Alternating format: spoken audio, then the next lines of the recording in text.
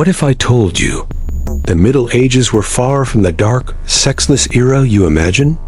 Beneath the cathedrals, behind the castles, life pulsed with pleasures, wild, shocking, and scandalous.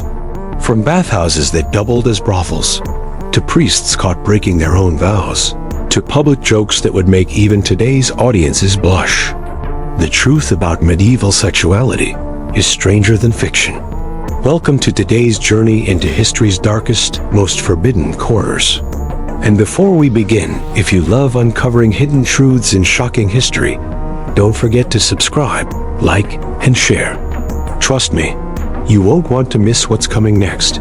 Let's begin in the medieval cities York, London, Paris. Bustling markets, crowded taverns, narrow cobblestone alleys, and entire districts dedicated to pleasure. Prostitution wasn't hidden.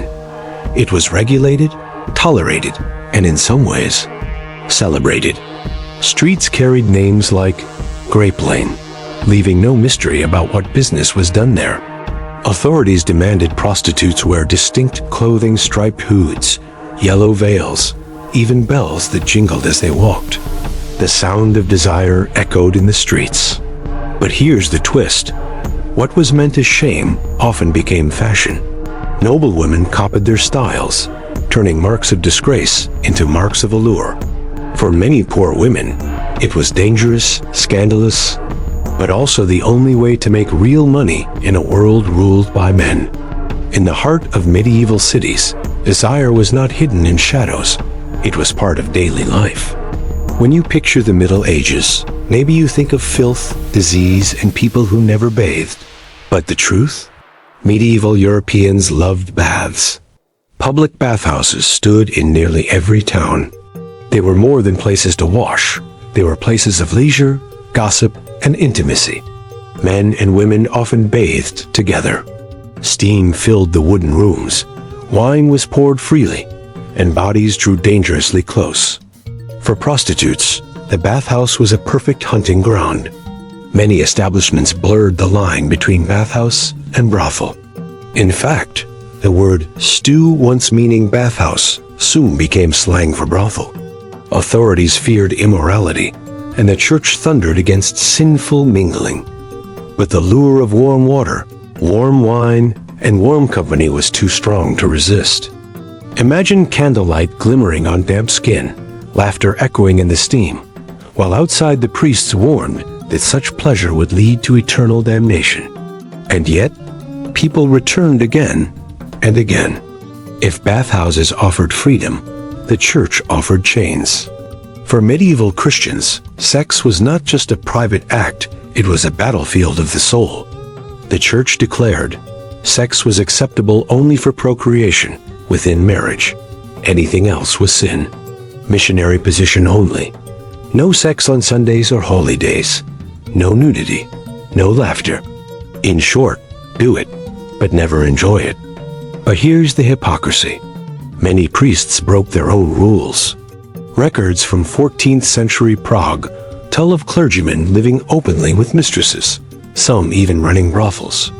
One priest was caught in a whorehouse and fled naked into the streets, seen by the very people he was supposed to guide morally. Why did the church fear pleasure so much? Because pleasure meant freedom. Freedom from guilt. Freedom from control. And that was dangerous. Still, ordinary people didn't always listen. They wrote love poems, exchanged flirtatious glances, and told bawdy jokes at feasts. Even in royal courts, forbidden romances bloomed, hidden under the gaze of saints carved in stone. The church thundered about sin, but desire always found a way. By now, you see the truth. The Middle Ages were not silent, grim centuries. They were noisy, passionate, and full of contradictions. At royal weddings, entire courts gathered to witness the consummation of marriage, because without sex, the union was invalid. Imagine curtains drawn around the royal bed, while nobles waited outside for proof of heirs. Romance? Privacy? Pleasure? Those were luxuries, even for kings and queens.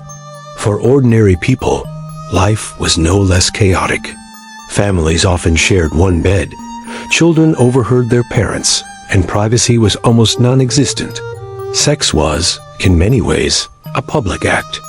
And yet, in taverns and feasts, people laughed at obscene jokes, carved erotic doodles in manuscripts, and whispered forbidden desires. The church tried to suppress it, but desire flowed through every alley, every hall, every heart. The Middle Ages were an age of passion, of hypocrisy, of humanity. And if you listen closely, behind the chanting monks and clashing swords, you can still hear it. The laughter, the whispers, the gasps of forbidden pleasure. Thank you for joining us on this dark journey through history. If you enjoyed uncovering these shocking truths, don't forget to subscribe, like, and share, because there are many more secrets waiting to be revealed.